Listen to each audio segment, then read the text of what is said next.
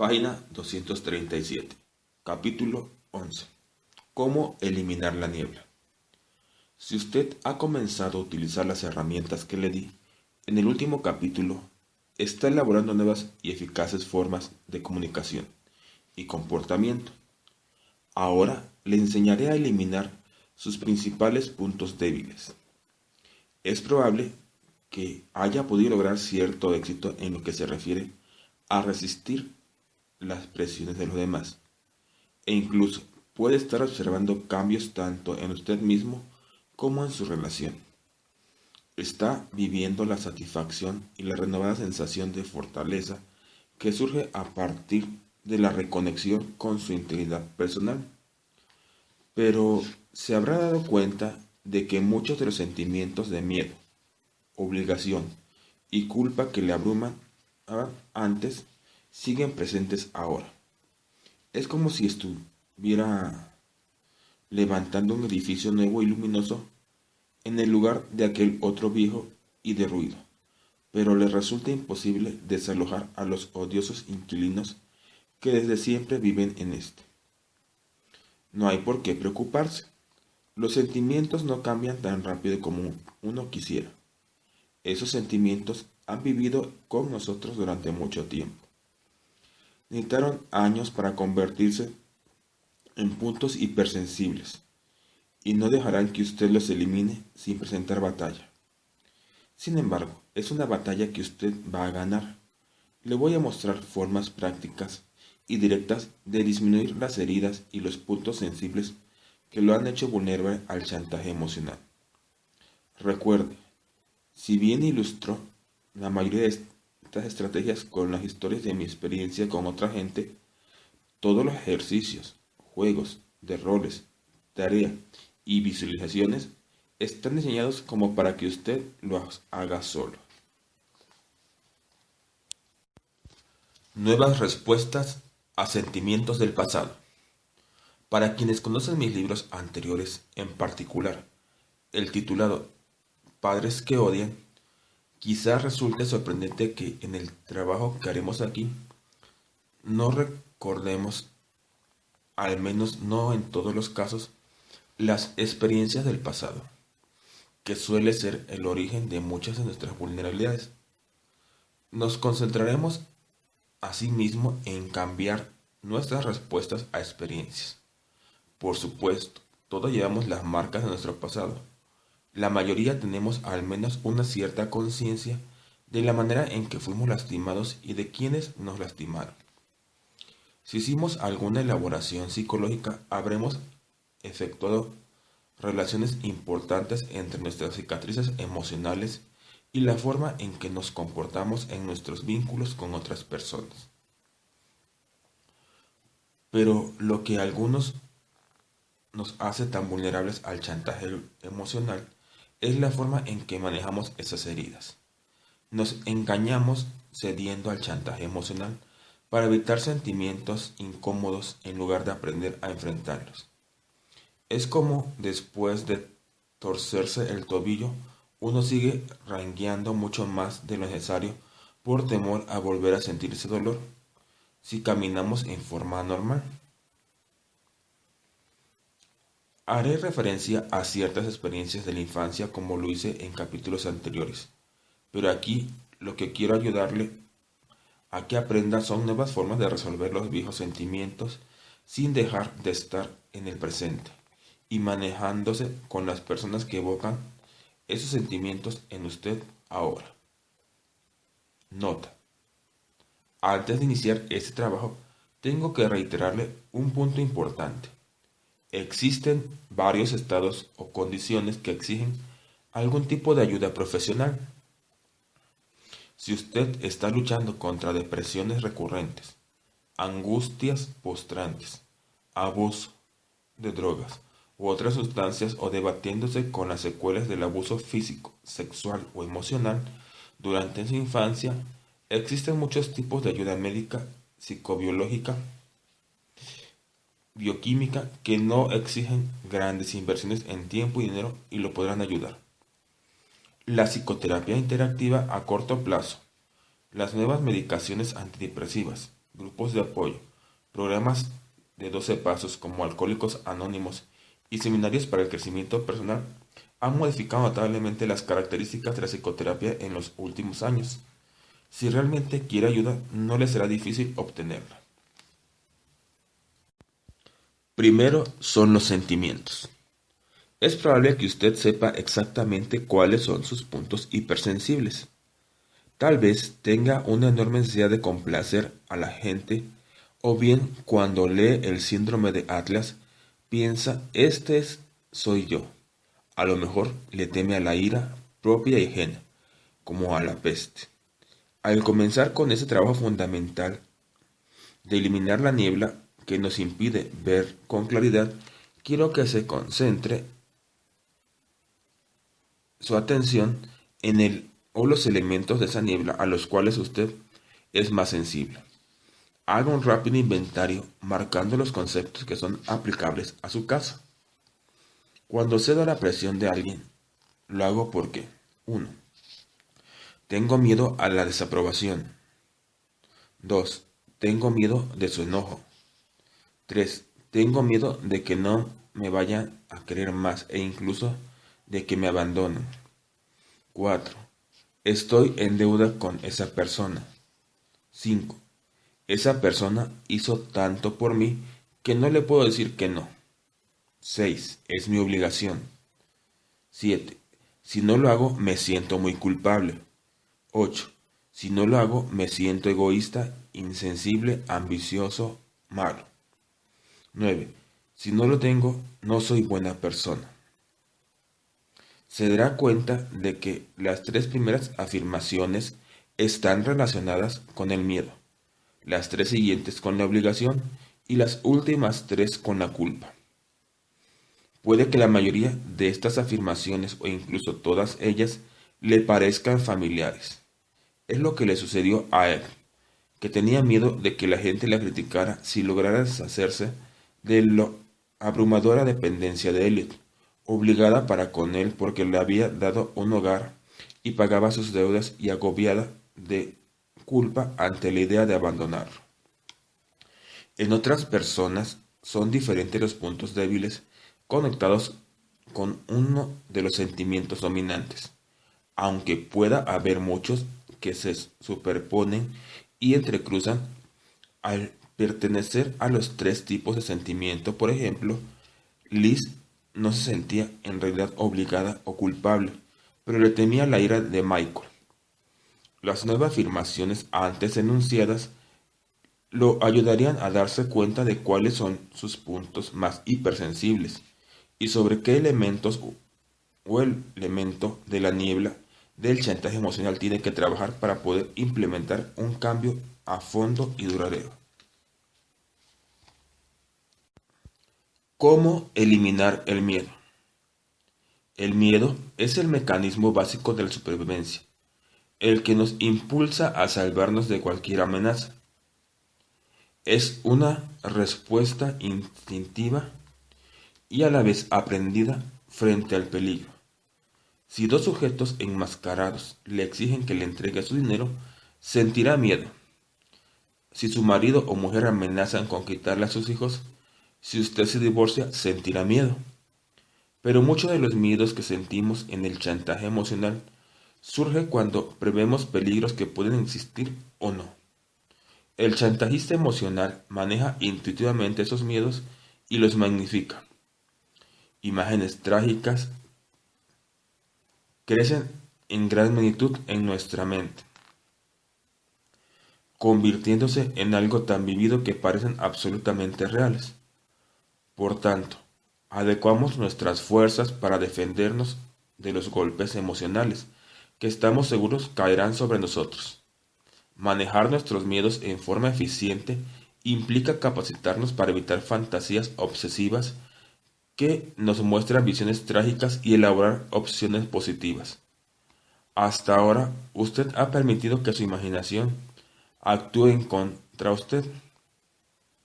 A partir de ahora, la hará actuar a su favor. Miedo a la desaprobación. Este miedo puede parecer insignificante, Pero créame, que para muchas personas es terrible. El temor a la desaprobación implica más que simplemente retroceder asustado cuando alguien menea la cabeza en señal de crítica por algo que hemos dicho o hecho. Permitimos que la aprobación o desaprobación de los demás defina quiénes somos. Nos programamos para creer que somos malas personas cuando ocasionamos el enojo de otros. A todos nos gusta sentirnos aprobados y elogiados y a veces puede parecer absolutamente esencial. Hace muchos años, antes de retomar mis estudios para recibirme de psicoterapeuta, trabajaba como actriz. Me encantaba cuando mis esfuerzos eran reconocidos con aplausos de aprobación y sufría las de Caín cuando no era así. Medía la calidad de mi desempeño de acuerdo con la respuesta del público. Pero a medida que fui madurando, descubrí algo maravilloso. Asumí muchos riesgos en mi vida y me di cuenta que puedo tolerar la terrible desaprobación y hasta el duro criticismo siempre y cuando me mantenga en contacto con mi propia integridad.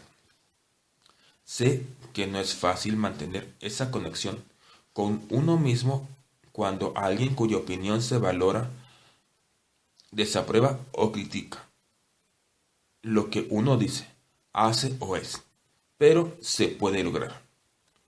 La relación de Sara y Frank fue mejorando cada vez más después de que ella lo hizo estar consciente de las pruebas a las que él la sometía para ver si era digna de casarse con él.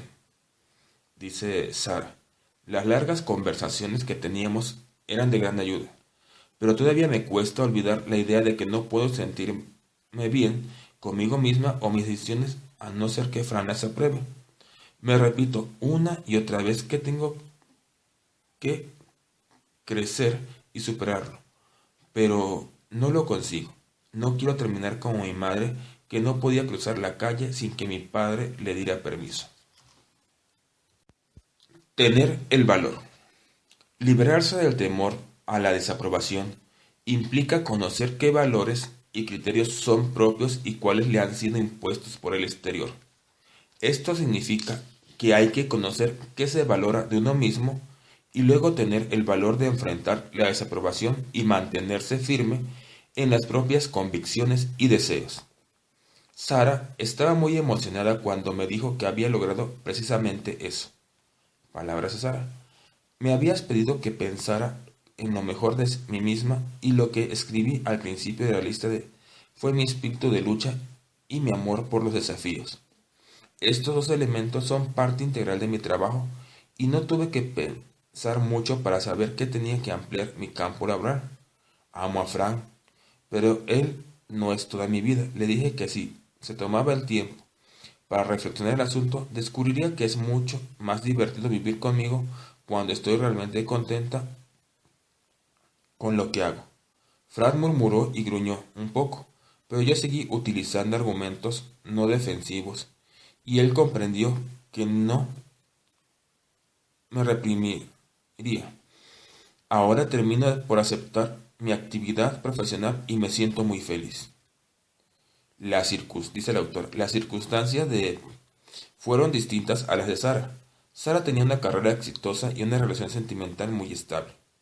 Eve enfrentaba muchas incógnitas y la labor de reconstruir su vida, pero también ella estaba empezando a evitar su miedo a la desaprobación. Palabras de durante mucho tiempo escuché esas voces interiores que me decían, eres una bruja fría y calculadora, no tienes sentimientos. ¿Qué cosa tan idiota has hecho? Nada de lo que haces vale. Pero me voy a preocupar demasiado por lo que la gente piensa, por esa opinión puede ser bastante errónea. Aún hay gente que cree que el holocausto nunca sucedió. Dice la autora, en el lado extremo del miedo a la desaprobación está la libertad para imaginar y crear una vida que en verdad nos pertenece. No hay que no voy a pretender que sea fácil, pero cada vez que usted se compromete a tomar el mando para determinar el rumbo de su vida como hicieron Sara y Eve, está dando un inmenso paso hacia una vida que realmente refleje lo que usted y nadie más que usted sabe y considera correcto para su vida, independientemente de las opiniones de los demás. Cuando logre hacer eso, también será capaz de deshacerse de su necesidad de aprobación. Miedo a la ira. Michael cumplió su promesa de trabajar sobre su problema de ira, pero no pasó mucho tiempo antes de que Liz se diera cuenta de que él no era el único que tenía que aprender a manejar esa emoción. Al respecto me comentó: la otra noche Michael tropezó con un juguete que los chicos habían dejado tirados en el suelo y empezó a despotricar con gritos. Yo estaba en la otra habitación y él no me gritaba a mí, pero el sonido de su voz me angustió.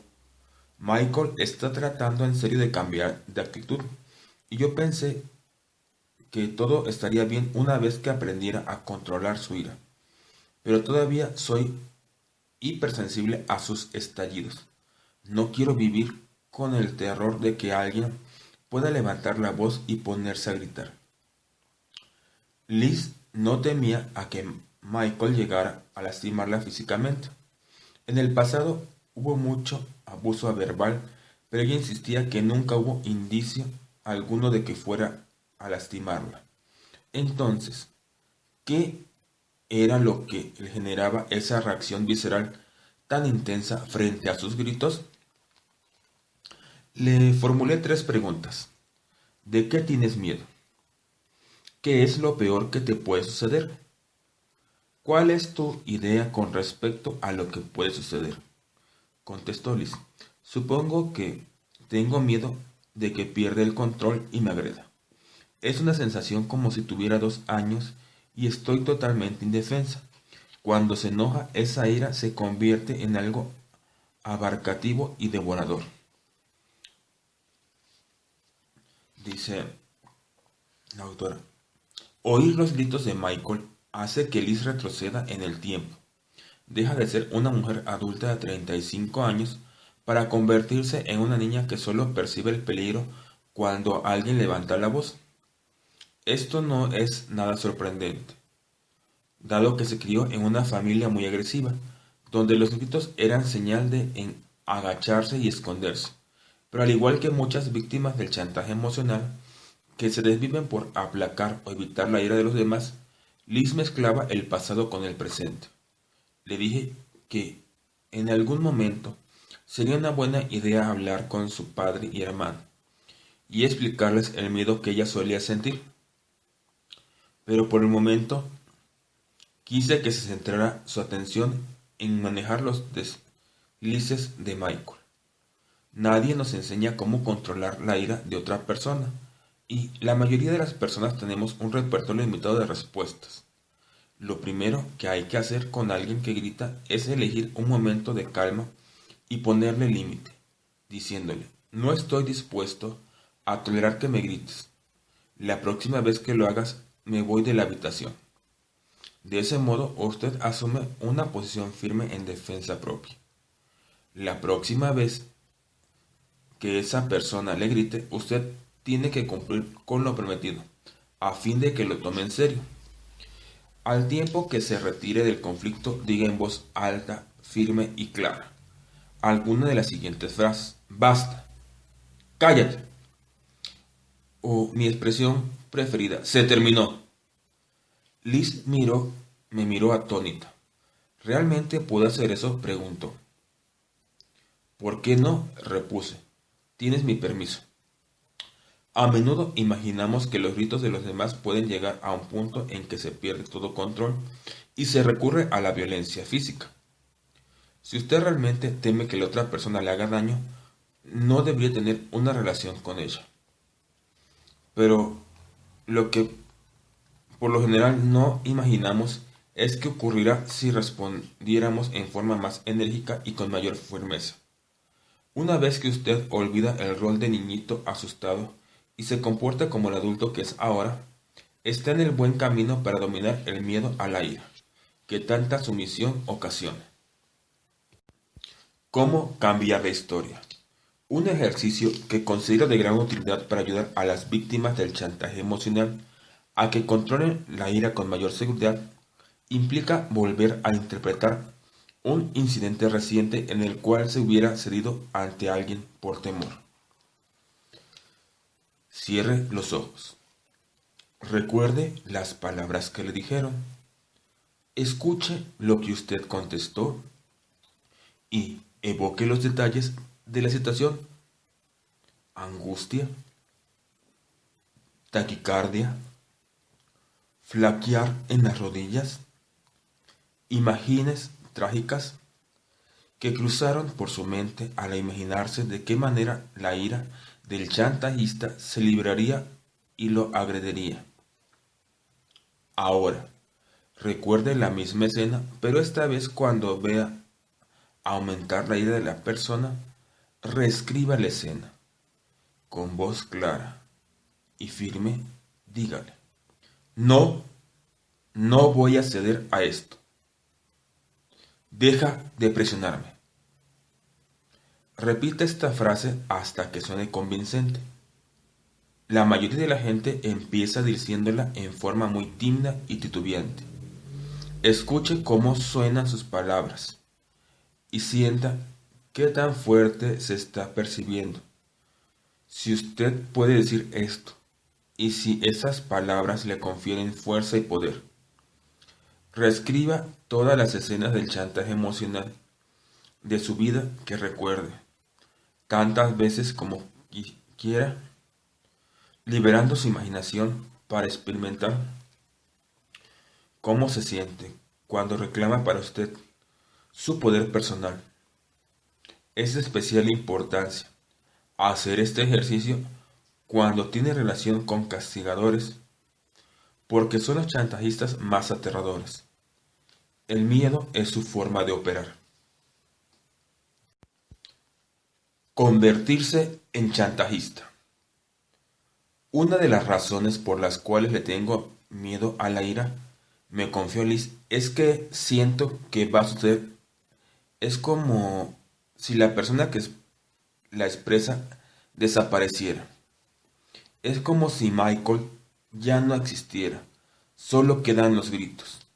Le dije a Liz que adoptara el rol del gritón y me ofreciera una imitación de Michael en el peor de sus ataques de ira. Es broma, ¿verdad? Se defendió. Yo no puedo hacer eso.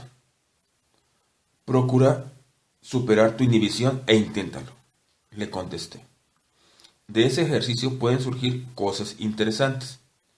Meterse en el cuerpo del chantajista por unos minutos puede ser algo muy revelador.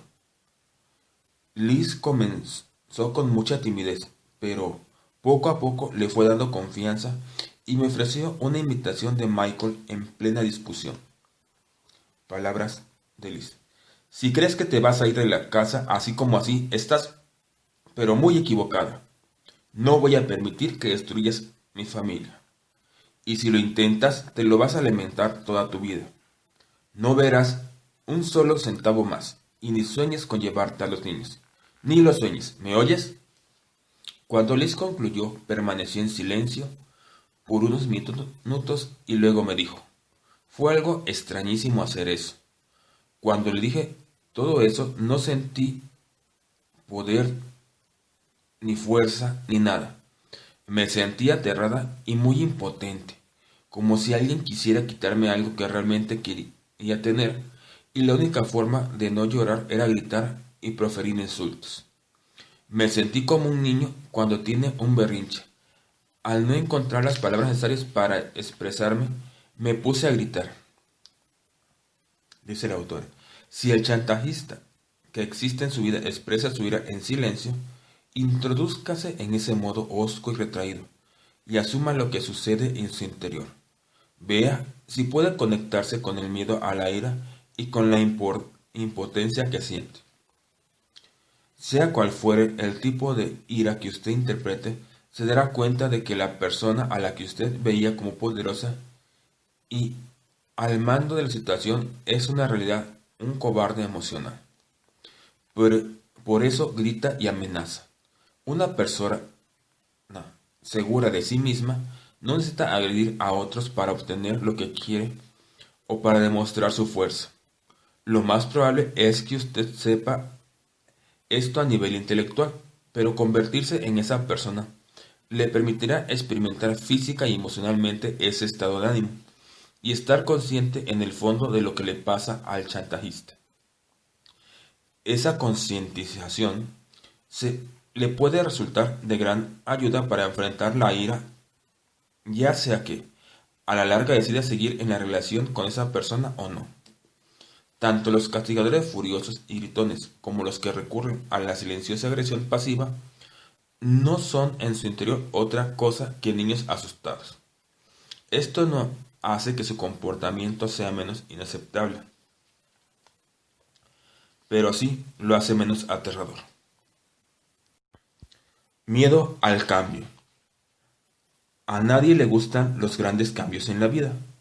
Lo conocido también resulta cómodo y aunque nos haga sentir mal, al menos sabemos qué se espera de nosotros y qué podemos esperar de los demás. María se mantuvo firme en su decisión de dejar a Jay, pero le tenía mucho miedo a todo lo que debía enfrentar para llevarla a la práctica. Dice María: Susan, tengo miedo, mucho miedo. Tengo miedo de ser una mujer divorciada que tiene que volver a enfrentar el mundo. Le tengo miedo al dolor y a la pena. Le tengo miedo a la incertidumbre de mi futuro. Tengo miedo de volver a empezar. Tengo miedo de no saber cómo hacer para que mis hijos se sientan seguros y protegidos cuando estamos los tres solos. Tengo miedo de lo que piense la gente, que fracasé, que lo tenía todo y no supe conservarlo.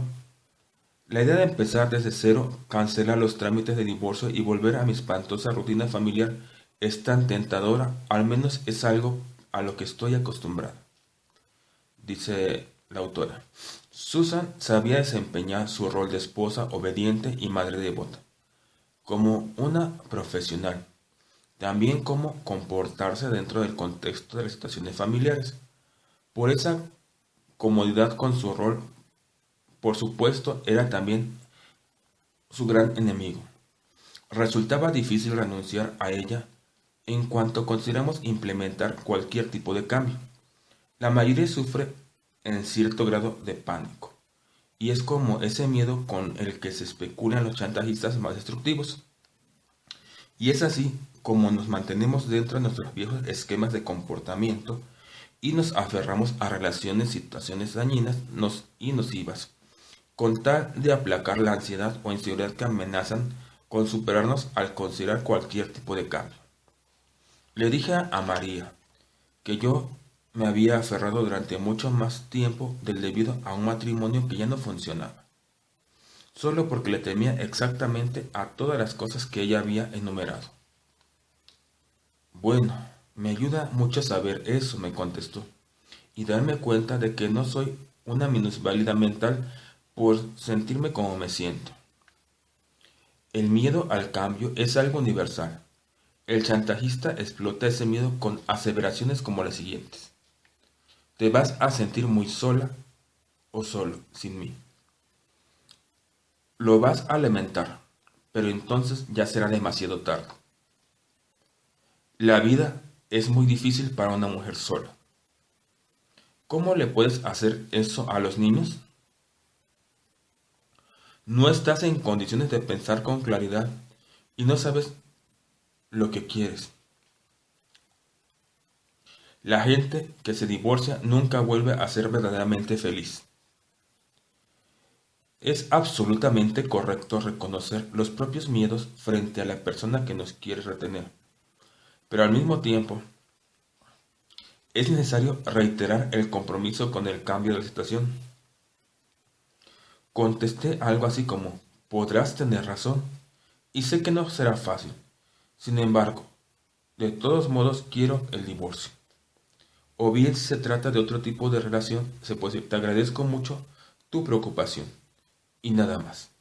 Si la otra parte insiste en predecir un mal futuro al que usted se está condenando, vuelva a sus técnicas de comunicación no defensiva y diga: Prefiero no seguir discutiendo este asunto. Recuerde una cosa, usted tiene el mismo derecho que la otra persona a hablar o no del tema. Cuando usted decide dejar o terminar con una persona importante en su vida, entra en un estado de crisis, vale decir, un periodo de intensa conmoción e incertidumbre emocional. Pero una crisis no es solo un tiempo de riesgo. Cuando se maneja con sensatez y coraje, esta también es maravillosa oportunidad para el crecimiento personal y el comienzo de una vida mejor. Es un buen momento para buscar un grupo o seminario para personas en situaciones similares. Pida a sus amigos o a otras personas con las que tenga confianza que le recomienden algún programa que les haya sido útil en una situación parecida. Los centros comunitarios y las universidades suelen tener programas para adultos y tanto las iglesias como las sinagogas organizan grupos de apoyo abiertos a todo público. No hace falta que enfrente sola su problema. Deberá cerciorarse, sin embargo, de que el grupo elegido esté integrado por personas que trabajen para implementar cambios positivos y no uno en el que la gente se reúne solo para lamentarse y contar sus historias personales. En esos grupos de apoyo mutuo suele haber una fabulosa energía curativa que emana de las personas que trabajan en conjunto para recuperar su confianza a fin de que el cambio, en lugar de ser un enemigo, se convierta en un desafío. Miedo al abandono. El miedo al abandono es el principal de todos los miedos. Algunos expertos consideran que está incluido en nuestros genes y es la fuente que genera todos nuestros miedos con respecto a las relaciones con los demás. Incluso el miedo a la desaprobación y la ira. Creo que no importa demasiado si es congénito o aprendido, o una combinación de ambos. La realidad es que todos lo sentimos. Algunas personas lo manejan relativamente bien, mientras que pasa para otras es un miedo profundo y terrible. Cuando el temor al abandono nos impulsa a rendirnos una y otra vez ante las exigencias o situaciones negativas, es como si dijéramos, haré cualquier cosa, pero no me dejes. Lynn se sintió muy aliviada cuando Jeff le prometió que no volvería a irse cada vez que discutieran por algo sin decirle a dónde iba y cuándo volvería. Pero su miedo al abandono, que había sido parte integral de su vida durante tantos años, no desapareció de la noche a la mañana. Dice Lynn, esto en verdad me tiene mal. Si alguien se enoja conmigo, sé que terminará por abandonarme. Así que de inmediato hago lo que me piden con tal de evitarlo. Ya sé que es una actitud cobarde, pero no me importa, dice la autora. Hay una diferencia bastante grande y muy poca relación lógica entre te enojas conmigo y me abandonarás para siempre. Pero el pensamiento negativo no es lógico y puede aumentar con gran facilidad para convertir un simple desacuerdo en el primer paso hacia el abismo. Y si, y al igual que Lynn, usted suele dejarse llevar por una gran cantidad de pensamientos dramáticos. La mejor forma de escapar de ellos es limitar activamente el tiempo y la atención que les dedique. ¿Cómo eliminar ideas negativas? Durante la próxima semana, quisiera que reservara un tiempo para centrar su atención en las ideas negativas del abandono. Siéntase libre de poner a trabajar su manera de dramatizar y deje fluir sus pensamientos más trágicos. Pero con una condición. Ponga su cronómetro en 5 minutos y limite sus imágenes negativas a ese lapso. Solo tiene que hacerlo una vez por día. Considérelo su tiempo libre para preocuparse. Cuando hayan transcurrido los 5 minutos, indíquele a sus pensamientos que lo haría como lo haría con un huésped molesto, que se tienen que ir. Si regresan durante el resto del día, recuérdeles que tienen un horario propio y que los verá mañana. Reduzca el tiempo cotidiano que les dedica. El quinto día deberá dedicarles solo un minuto. Sé que esto parece un tanto infantil, pero recuerda una cosa, los sentimientos son desencadenados por pensamientos, aunque sean pasajeros. Energicemos nuestros miedos al fomentarlos constantemente con nuestra situación mental. Esta técnica para disminuir los pensamientos le permitirá eliminar de fondo el ciclo de pensamiento, sentimiento, comportamiento y de este modo recuperar el control. El agujero negro. Detener sus pensamientos durante una semana ayudó a Lynn a no ser afectada por la confusión de sus emociones, pero aún no había enfrentado el miedo a lo que ella denominaba el agujero negro, el lugar en el cual caería y del que jamás podría volver a salir si Jess la dejaba. Lynn no fue la primera persona en utilizar esa expresión. La he oído muchas veces de la gente aterrada ante la idea del abandono. Parecería ser un infierno imaginario universal. Para Lynn, el agujero negro existe desde que tiene uso de razón. Estaba muy familiarizada con ese miedo que la rodeaba, pero cuyo umbral no se animaba a trasponer. Por eso, precisamente era lo que debía hacer. Pero eso, precisamente, era lo que debía hacer. No sé si puedo, dijo Lynn titubeando. Si no es hoy, ¿cuándo? Le pregunté. Quiero que tomes mi mano y camines conmigo hacia tu agujero negro. ¿Qué es lo que ves? Es oscuro y muy frío. No hay contacto humano, solo aislamiento y silencio. No hay nadie con quien hablar. Estoy totalmente aislada. Los días pasan interminables. Las paredes se cierran a mi alrededor. Nadie quiere a nadie. Le importo. Ni siquiera saben que existo. ¿Quién no preferiría rendirse ante cualquier tipo de chantaje? Cuando la única alternativa parecía ser en ese estado negro y depresivo descrito por Lynn, y cuán vulnerable a la manipulación se vuelve alguien cuya supervivencia emocional depende de una sola persona. Está bien, proseguí. Tú me has conducido hasta aquí. Ahora quiero que me muestres la salida. Sí, por supuesto, repuso ella, con cierto sarcasmo. Doy 3 golpes con mi varita mágica y el terror desaparece. ¿Sabes una cosa, Lynn? Pudiste irte de ahí, sí. Puedes irte de ahí si lo deseas.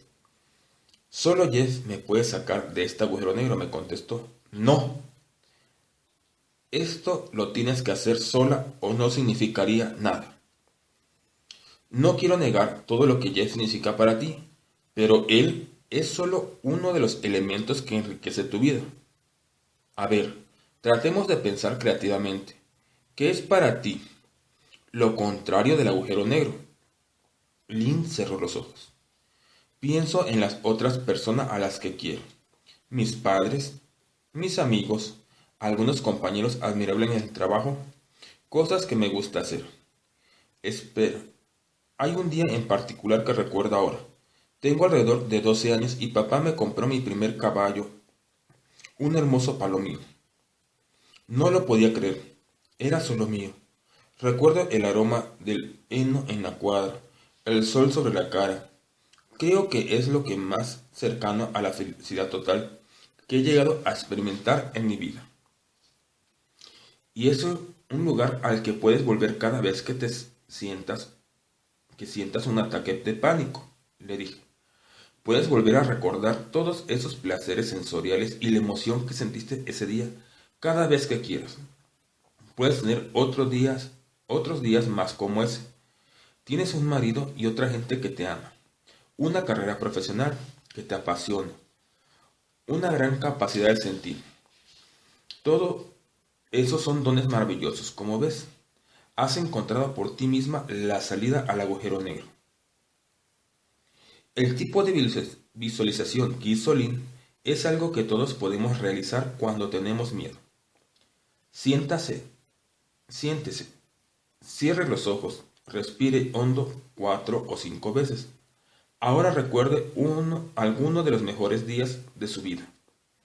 Tal vez sea un día de su infancia, cuando no tenía preocupación alguna. O a lo mejor prefería recordar un sitio hermoso que visitó oportunamente, donde cada uno de los sentidos lograron absorber la belleza que lo rodeaba. Llene su mente y cuerpo con ese día, con las imágenes y los sonidos. Sienta el aire, el perfume de las flores y del pasto recién cortado. Permítase experimentar plenamente ese día hasta que su recuerdo lo serene. Recuerde siempre, puede volver a utilizar esa visualización para iluminar su agujero negro.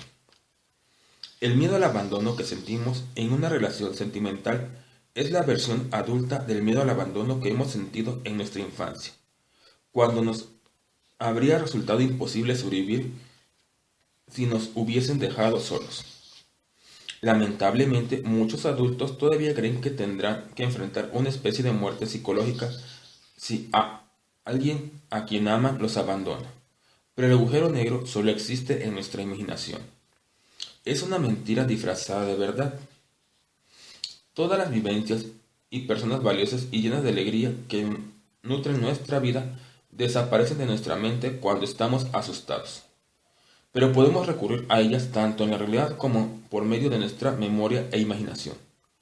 El miedo es como un río oscuro que corre a través de nosotros, pero en medio de esa oscuridad es posible crear piedras que nos permitan cruzarlo sin caer en él. ¿Cómo eliminar el sentimiento de obligación? Estaría bien que alguien nos asignara una escala de obligaciones similar a la escala impositiva que nos fija el Estado. Nuestra vida sería mucho más sencilla si existieran normas claras para saber cuánto les debemos a los demás, en lugar de tener que resolver ese dilema sin ayuda alguna. Sería maravilloso si existieran reglas para saber cuándo lo que brindamos a los demás es demasiado o suficiente, cuándo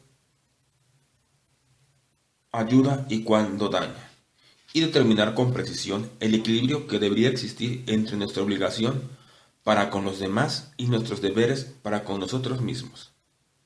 No nacemos con ese concepto de obligación incorporado. Lo aprendemos de nuestros padres en la escuela, mediante la religión, la política y nuestra cultura en general. Y para complicar aún más la perspectiva, se nos abruma continuamente con normas nuevas. Durante muchos años, el sacrificio y el altruismo eran considerados como una virtud. Luego apareció la generación del yo, con su mantra, tengo que vivir mi vida. Después el péndulo se inclinó hacia una mayor dedicación e interrelación con los demás. No es extraño que estemos confundidos. No es fácil determinar de dónde obtenemos las convicciones que hemos internalizado con respecto a nuestras obligaciones, pero con los demás, para con los demás. A la larga, tampoco importa. Lo importante es que uno las tiene y que algunas de ellas nos hacen vulnerables al chantaje emocional. Si usted considera que las ideas de todos automáticamente son más importantes que la suya y vive en el ámbito de ponerse a usted mismo, siempre en el último lugar, en cualquier tipo de relación, hasta agotarse física, mental, emocional, espiritualmente y económicamente, es hora de analizar y cambiar esas convicciones. Ponerlo por escrito. Una de las mejores maneras de empezar a cambiar alguna de las convicciones que usted tiene con respecto a esas obligaciones que lo hacen sentir estresado y resentido es ponerlas por escrito. Ello le permitirá empezar a desafiarlas y contradecirlas. Comience por hacer una lista de lo que la otra persona espera de usted. A continuación le doy unas sugerencias. Escriba el nombre de la otra persona. Supone, espere, exija aquello. Primera afirmación. Deje de lado lo que estoy haciendo para ayudarlo. vaya corriendo en cuanto me llame. Lo cuide físicamente, emocionalmente, económicamente. Siempre haga lo que ella quiere los domingos, en las fiestas, las vacaciones o durante el tiempo libre. Siempre escuche sus problemas, no importa de cómo me sienta yo.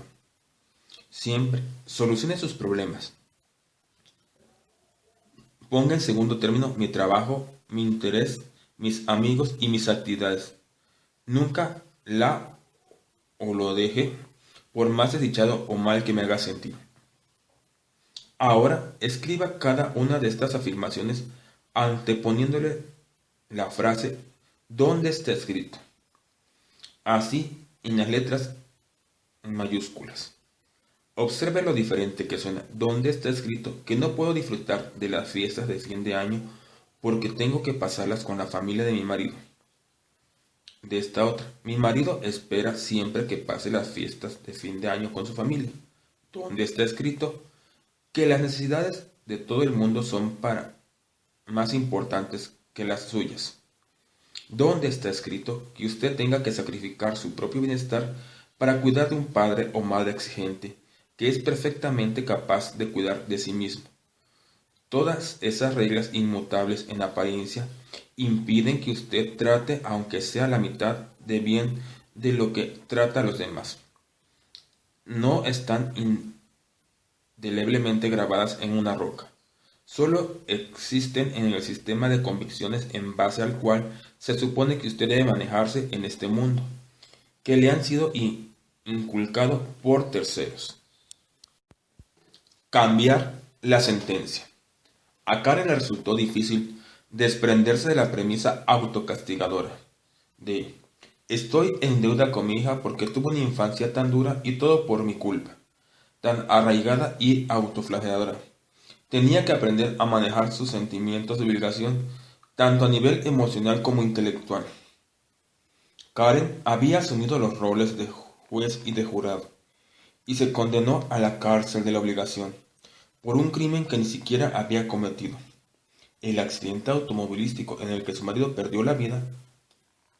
Le pedí que buscara el término accidente en el diccionario de mi consultorio.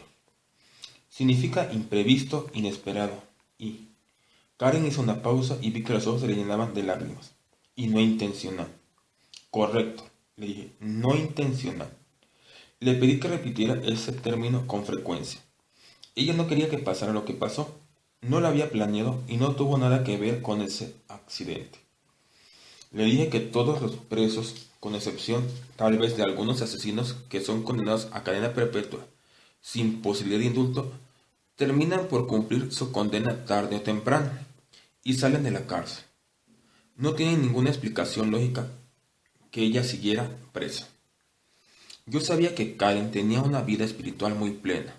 Asistía en forma regular a las reuniones para familiares organizadas por Alcohólicos Anónimos, hacía frecuentes retiros espirituales, practicaba yoga y meditaba a diario. Sin embargo, Karen no había sido capaz de perdonarse a sí misma. Le pedí que imaginara una figura con poder suficiente como para absorberla de esa cárcel de obligación perpetua. Una figura que ella pudiera interpretar en un juego de roles. No creo que me sintiera cómoda desempeñando el rol de Dios, pero supongo que en alguna parte tengo un ángel de la guarda. Podría desempeñar ese rol.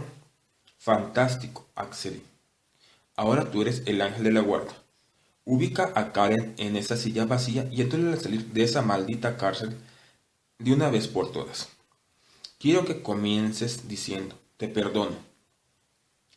Las lágrimas que había aparecido en los ojos de Karen comenzaron a rodar por sus mejillas cuando empezó a hablar. Dice, Karen, te perdono. No tuviste culpa de la muerte de Pete. Fue un accidente. Has sido una buena madre que siempre amó y cuidó de sus dos hijos. Fuiste una buena hija y una enfermera maravillosa. Siempre te has ocupado de los demás con muchísima dedicación. Ahora llegó el momento de ocuparte un poco de ti mismo. Te perdono, querida. Te perdono. Esas eran las cosas que Karen no había sido capaz de decirse a sí misma. Pero al asumir el rol de su ángel de la guarda, finalmente pudo concederse el reconocimiento y el perdón que tan desesperadamente necesitaba. Insisto en la importancia de realizar este ejercicio. Si el concepto del ángel de la guardia no funciona para usted, puede desempeñar el rol de cualquier persona afectuosa de su vida.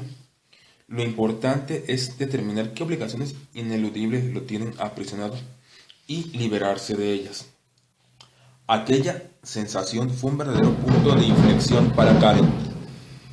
Cuando nuestra hora de consulta estaba por terminar, me dijo: ¿dónde está escrito que yo tengo que gastar mis fondos del retiro jubilatorio solo porque mi hija quiere tener una casa? Le dije a Karen que no había nada de malo en que ayudara económicamente a Melanie, siempre y cuando en verdad tuviese posibilidades de hacerlo, y lo hiciera por amor y generosidad en lugar de hacerlo por miedo a las represalias de su hija.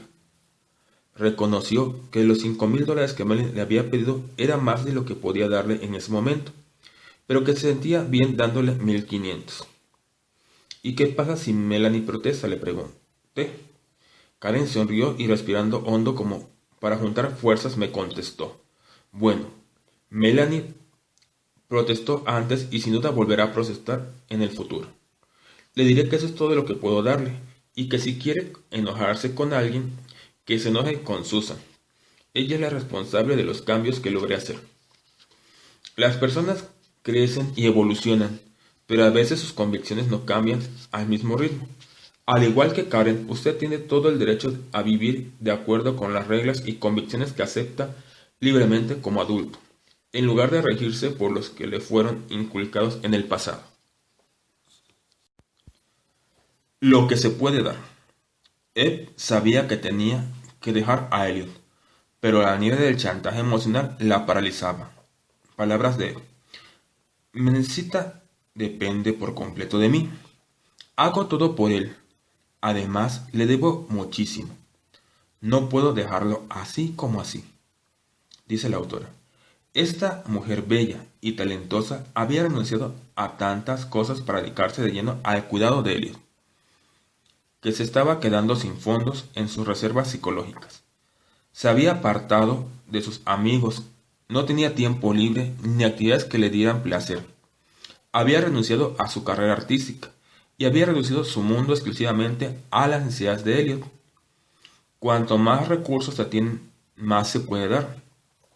Es tan simple como eso. Si usted tiene muchas cosas en su vida, gente a la que ama y que lo ama a usted, satisfacciones afectivas y profesionales, amigos, diversiones, dinero suficiente, probablemente puede dar mucho sin que por ello disminuya su bienestar personal. Por otra parte, si usted está pasando por un divorcio, si tiene problemas en el trabajo y hace trucos económicos para llegar a fin de mes, le resultará mucho más difícil gastar tiempo y energía para satisfacer las exigencias de otra persona. Es una lección muy difícil de aprender, pero la verdad es que nadie puede salvar a alguien que se está ahogando si apenas logra mantenerse a flote. El sentimiento de culpa. Lo que otorga a la culpa gran parte del poder que suele ejercer sobre nosotros es la dificultad que tienen en diferenciar culpa justificada o culpa inmerecida. Cada vez que nos sentimos culpables, estamos convencidos de que hicimos algo malo.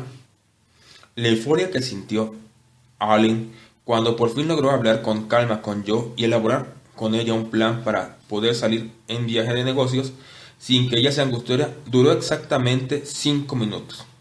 Casi de inmediato se sintió confundido entre la convicción de haber hecho lo correcto y la culpa por haber introducido un cambio tan drástico en su relación con su esposa. Dice Allen: sé que Joe aceptó quedarse en casa sin inconvenientes, pero me siento muy culpable. Me la imagino en casa sola, acurrucada en el sofá, frente al televisor, llorando y sobresaltándose cada vez que oye un ruido extraño. La culpa no aparece porque sí, Susan. Tendré muchos defectos, pero no puedo soportar que mi esposa sufra. Le dije a Allen que si contestaba algunas preguntas que yo le plantearía, sería capaz de evaluar si su culpa se adecuaba a la realidad o si era exagerada.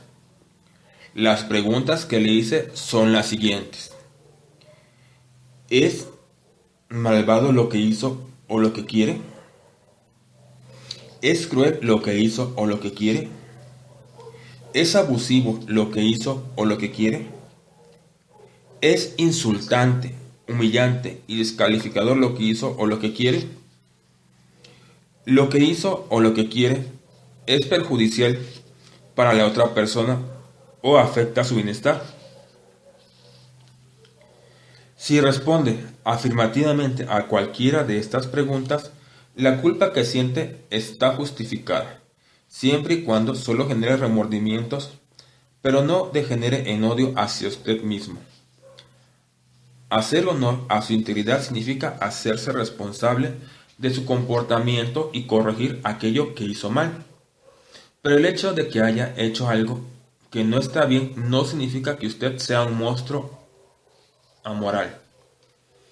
En cambio, si como Allen usted hizo algo totalmente adecuado para usted mismo y su intención no fue herir o humillar a otra persona, la culpa que siente es inmerecida y debe ser enfrentada adecuadamente. Si no lo hace, el exceso de culpa se convertirá en algo tan arraigado que pasará a ser lo más importante en su vida. Allen respondió negativamente a todas las preguntas, pero aún así se sintió lleno de dudas y culpas cuando salió de viaje a San Francisco sin que Joe lo acompañara. Dice Allen, la primera noche fue la más difícil, tal como yo temía. Joe estaba llorando cuando le llamé por teléfono. Mi primer impulso fue sugerirle una serie de cosas que podía hacer para sentirse mejor. Salir, encontrarse con amigos, visitar a su familia. Pero me di cuenta de que la única forma de ayudarla era dejar de decirle qué tenía que hacer y permitir que ella sola encontrara sus soluciones. Así que le dije que yo también la extrañaba mucho, que el viaje era muy positivo y que la llamaría a la noche siguiente. El segundo día fue un verdadero punto de inflexión para mí. Cuando la llamé no estaba en casa. Empecé a preocuparme y le dejé un mensaje en la contestadora. Cuando me devolvió la llamada me dijo que había ido al cine con su amiga Lina. Se le oía bien y contenta. De pronto sentí que me estaba preocupando por nada. Durante el resto de la semana Joe pasó por sus altibajos, pero básicamente encontró cosas que hacer y no se angustió demasiado. No voy a decir que fue fácil, pero los dos superamos esa etapa. La próxima vez que tenga que viajar va a ser mucho más fácil, dice la autora. Utilice las preguntas antes mencionadas como guía cada vez que sienta su culpa, como la de alguien. Quizás no tenga una relación con el hecho que la desencadenó. Una conciencia sana genera la cantidad de culpa normal en relación con la que se ha hecho. Usted debería sentirse culpable si se acostara con la mujer de su mejor amigo. Y las preguntas no tienen por objetivo absorberlo de actos criminales. Pero usted no merece sentirse culpable porque se le quemaron las tortillas o porque la película que sugirió que fueran a ver resultó un fiasco. Y desde luego, no tiene por qué sentir culpa si quiere hacer algo para enriquecer su vida, incluso si la otra persona no está de acuerdo. Opinar en lugar de actuar. Las personas que recurren al chantaje emocional no establecen diferencia entre los distintos tipos de culpa. Nos otorgan la mayor cantidad de culpa posible, tanto por pequeños como por grandes incidentes. Y nosotros voluntariamente lo aceptamos y le damos la bienvenida. Leigh le había dicho a su madre cuánto le afectaban las comparaciones negativas con su prima, y su madre pareció comprender y aceptar su posición. Pero es difícil romper viejos hábitos y a partir de ese momento, cada vez que su madre quería obtener algo, Leigh y ella se resistían. Utilizó una forma diferente de presión. Quería que la acompañara a San Diego, un fin de semana para visitar a mi hermano y su familia. Por supuesto, ese fin de semana que ella eligió, yo tenía una cita y entradas para el teatro, de modo que me era imposible ir. Le dije que ella era grandecita y podía ir sola. Ya sé que estuvo mal de mi parte, pero le sugerí que en todo caso fuera con Caroline. Mi madre evitó hacer las comparaciones de costumbre, pero me dijo, bien, supongo que estás demasiado ocupada como para dedicarme un poco de tiempo. Estás tan metida en tu propia vida que los demás ya ni te importan. No puedo creer que seas así. Sé que esto es una manipulación pura y que ella se hace la mártir, pero a pesar de todo me siento culpable. Quizá no tanto como antes, pero más de lo que yo quisiera. Por un momento, incluso, pensé en cancelar mi compromiso y regalar mis entradas para el teatro, lo cual finalmente no hice. Por tanto, creo que algún progreso hemos logrado, dice la autora. Claro que fue un progreso, Ley. A pesar de la presión de su madre, había logrado cambiar su conducta. Y si no reconocía sus propios méritos, era porque esperaba que sus sentimientos cambiaran tan rápido como sus actitudes. Algo que sí podía hacer para acelerar el proceso de reducir su inmerecida culpa era aprender a separar las etiquetas negativas que le aplicaba a su madre de los hechos concretos. Le pedí a Ley que hiciera una lista de las críticas más fuertes que su madre le había dicho a lo largo de los años, cuando estaba enojada con ella. Esas etiquetas probablemente resulten familiares para muchas víctimas de chantaje emocional. He aquí algunos conceptos que figuran en la lista de Ley. Indiferente, egoísta, desconsiderada, torpe, testaruda, mezquina, poca razonable, maleducada. Cuando calificativos como estos provienen de alguien a quien queremos, pueden ser hirientes. Pero esas etiquetas que nos aplican quien pretende presionarnos no reflejan la verdad. No son más que la opinión que alguien tiene de nosotros. Muchas veces cubrimos al chantajista con un manto de sabiduría. Consideramos que nos conoce mejor de lo que nos conocemos a nosotros mismos. Y creemos que cuando nos define en forma negativa, sobre todo si esa definición coincide con algo que otras personas nos han dicho en el pasado, están diciendo la verdad. De modo que convertimos la opinión de una persona en un hecho. Eres egoísta se convierte dentro de nosotros, soy egoísta. Es lo mismo que ocurre cuando se le dice malo a un niño, por algo que hizo mal. El pequeño internaliza el mensaje como yo soy malo. Para ayudar a Ley a diferenciar la realidad de la ficción, le hice escribir al lado de cada concepto de su lista la frase es una opinión, no un hecho, en mayúsculas o letras mayúsculas. Si su lista comenzó a cambiar de aspecto. Indiferente, es una opinión, no un hecho. Egoísta, es una opinión, no un hecho. Desconsiderada, es una opinión, no un hecho. ¿Se da cuenta de cuál es la idea? Es muy importante que internalice este concepto. A veces, por supuesto, realmente somos indiferentes y desconsiderados, y es importante analizar la validez del calificativo que nos aplica la otra persona. Las preguntas que le hice contestar a Allen le ayudarán a realizar ese análisis.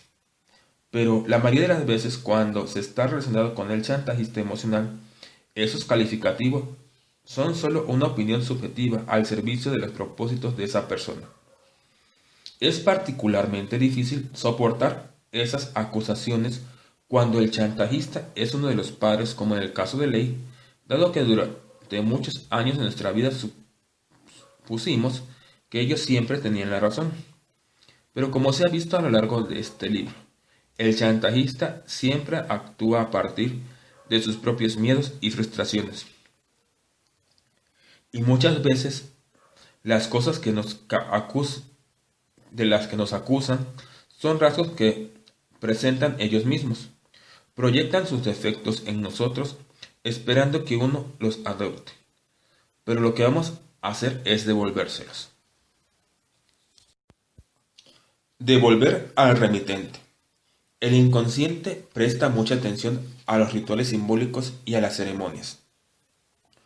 Una de las partes más emocionantes de mi trabajo siempre ha sido crear rituales simples para ayudar a mis pacientes a que enfrenten sus demonios interiores de forma novedosa e interesante. A continuación, le presento una ceremonia relacionada con la culpa que puede ayudarlo a eliminar ese punto hipersensible. Busque una pequeña caja con tapa, como una de zapatos. Conviértala en una caja de las culpas. Y todos los días durante una semana anote las declaraciones generadoras de la culpa que alguien utiliza para presionarlo y que usted sabe son injustas y manipuladoras. Escriba cada una de esas acusaciones por separado en una hoja de papel y ponga esos papeles en la caja. Al final de la semana, envuelva la caja como si fuera a enviarla por correo y escriba en ella la dirección de sus acusadores como remitente y su propio nombre y dirección como destinatario. Luego, con grandes letras de preferencia de color rojo, escriba devolver al remitente. En la cara frontal de la caja, a continuación, en una ceremonia, deshágase de la caja como mejor le parezca.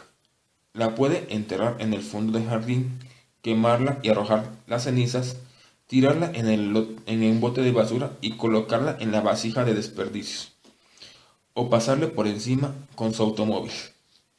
La cuestión es rechazar por completo la recepción de ese envío de culpa gratuita y fuera de lugar. No es suyo, no lo reciba. Terapia de paradojas. A pesar de todos los demonios que la confundían, Eve logró finalmente reunir el coraje para dejar a Elliot de la manera menos traumática posible. Fijó una fecha determinada en la cual se iría de casa, quedándose el tiempo suficiente hasta encontrar una asistente personal que se hiciera cargo de gran parte del trabajo que ella hacía para él. También avisó a los parientes de Elliot informándole de las depresiones que padecía y consiguió que varios accedieran a mantenerse en estrecho contacto con él y tratar de convencerlo que aceptara ayuda profesional. Pero ya sabía que Ed no lograría librarse tan fácilmente de las cantidades de culpa inmerecida que había acumulado. A pesar de que estaba haciendo grandes progresos, Ed se fue a vivir temporalmente con su madre, lo cual funcionaba bastante bien e intentó conseguir un trabajo. Pero cada vez que él le daba por teléfono, totalmente deprimido, volvía a sentir el miedo, la obligación y la culpa del chantaje emocional. Coloque una silla vacía frente a Ed y le pedí que imaginara a Elliot sentado allí. Le dije que se arrodillara ante la silla y le dijera: sé que no puedes vivir sin mí, de modo que nunca te abandonaré. Volveré a tu lado y no te dejaré nunca más. Voy a renunciar a mis sueños, a mis aspiraciones, a mi vida. Todo por ti. No pediré nada para mí y te cuidaré por el resto de nuestra vida. Ed me miró como si yo me hubiera vuelto loca. ¿Estás bromeando?, me gritó. Yo nunca diría nada semejante. Dame el gusto, haz lo que te pido, le dije. De mala gana, Ed comenzó, pero cuando llegó a la mitad del discurso que yo le había dictado, interrumpió diciendo: un momento, esto es totalmente ridículo. Sé que soy fácil de convencer, pero no soy ningún idiota. No voy a regresar. Voy a realizar mi propia vida. Yo no lo convertí a él en lo que es. ¿Qué obligación tengo de cuidarlo? Este tipo de trabajo se denomina terapia de paradoja. Una paradoja es una contradicción y se refiere a algo que puede parecer absurdo o ridículo en apariencia, pero de hecho resulta contener ciertas verdades básicas. La terapia de paradoja es muy efectiva. Como vimos, el espíritu de Ed se vio activado por lo absurdo de lo que yo le pedí que dijera, y se reveló a pesar de que tal vez nunca haya dicho textualmente esas cosas a él. Su comportamiento reciente las pronunciaba por ella. La paradoja le permitió ver los sentimientos de culpa en un extremo tan absurdo que logró entender lo inmerecido de esos sentimientos que la mantenían prisionera. Una vez que logró esto, pudo librarse de la culpa. Algunas semanas después, Ed me contó que había conseguido un puesto en una agencia de publicidad. Se leía muy distinta de la mujer atrapada y sin vida que había conocido 5 meses atrás. Le pregunté si se acordaba de nuestra primera entrevista en la que me dijo que se moría de culpa, si alguna vez llegaba a dejar a Elliot.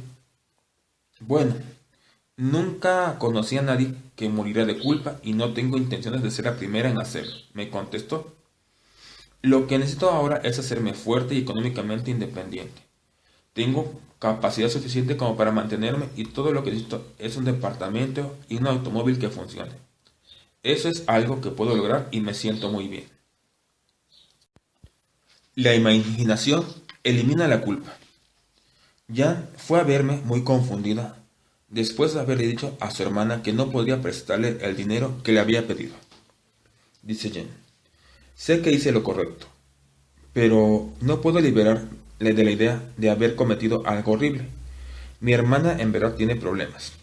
Cuando lo pienso, reaparecen todos los viejos clichés. La familia es la familia.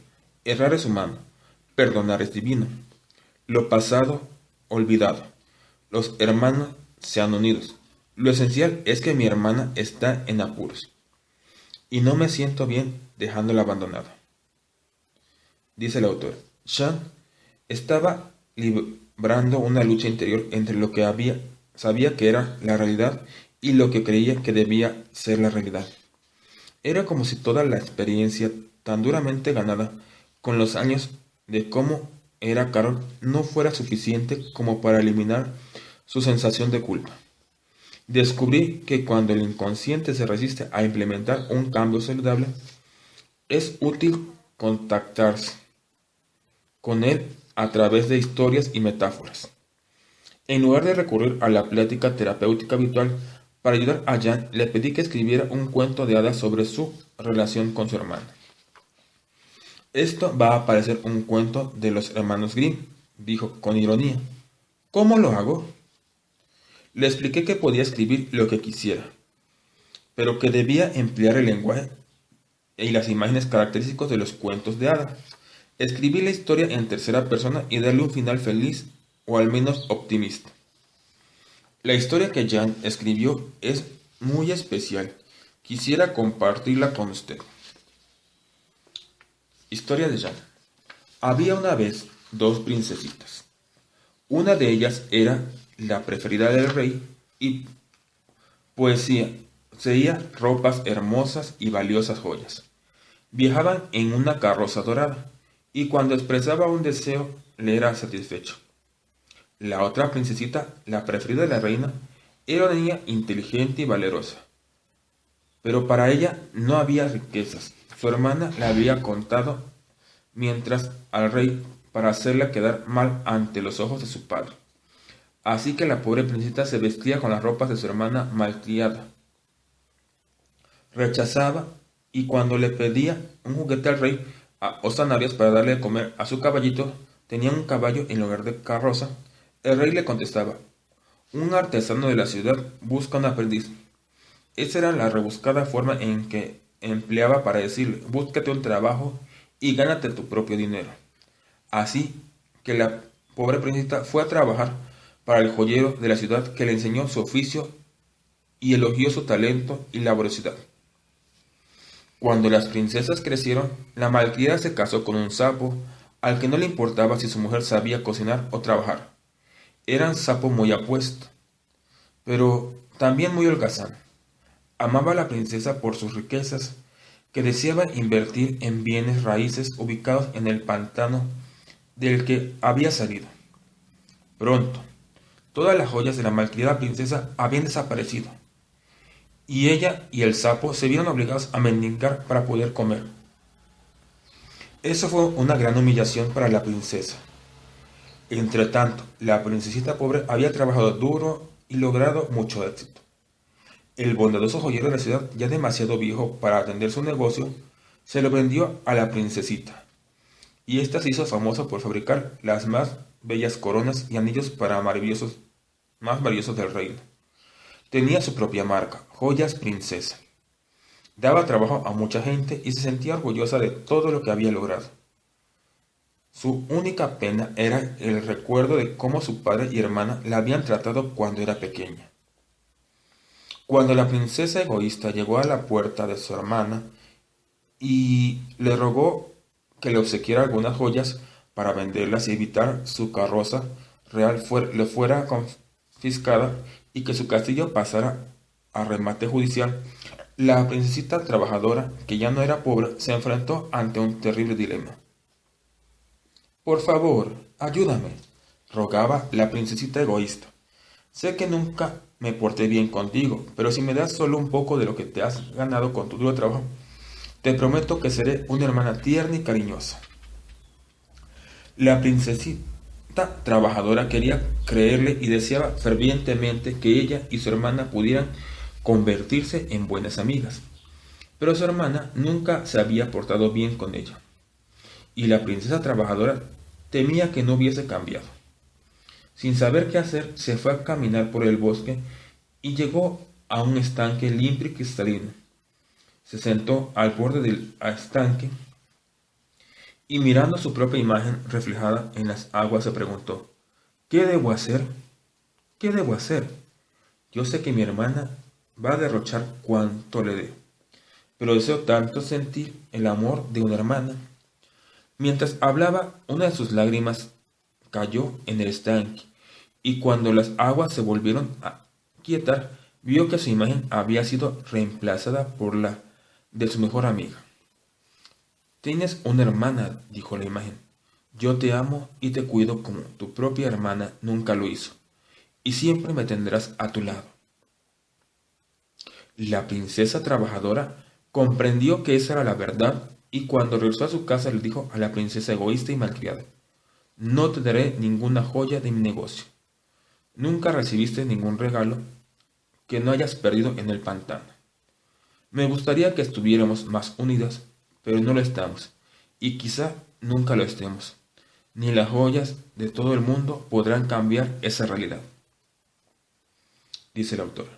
Jan dijo que escribir esa historia fue una vivencia muy fuerte para ella. Palabras de Jan. Con este cuento comprendí la verdad. Mi hermana nunca va a cambiar. Los $1000 no serán suficientes para arreglar todo lo que anda mal en nuestra relación.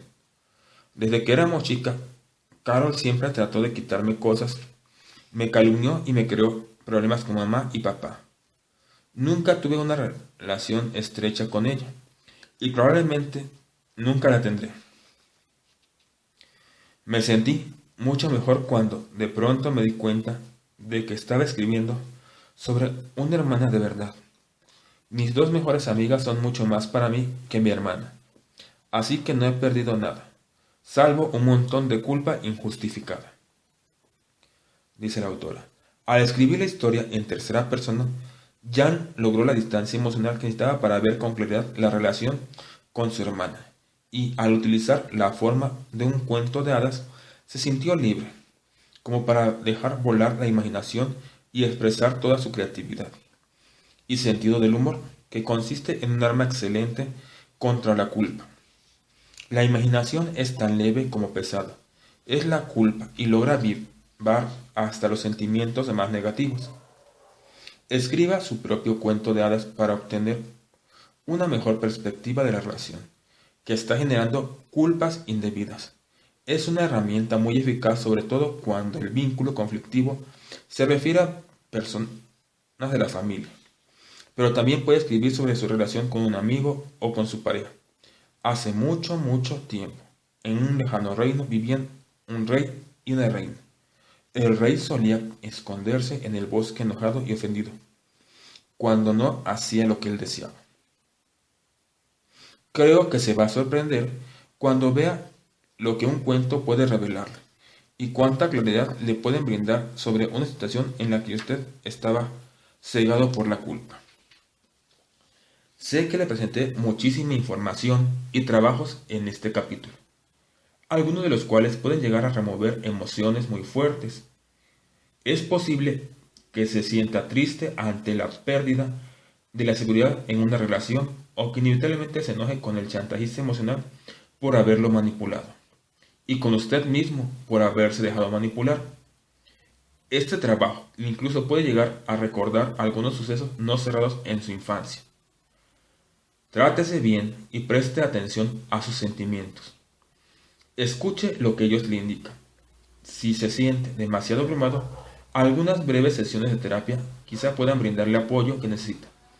Recuerde que no tiene que hacerlo en un plazo de 24 horas. Tómese su tiempo. Elija los ejercicios y las tareas que tengan relación con su situación personal. Le aseguro que el esfuerzo vale la pena. Fin del capítulo. 7:51 horas de la mañana del día 20 de septiembre del año 2020.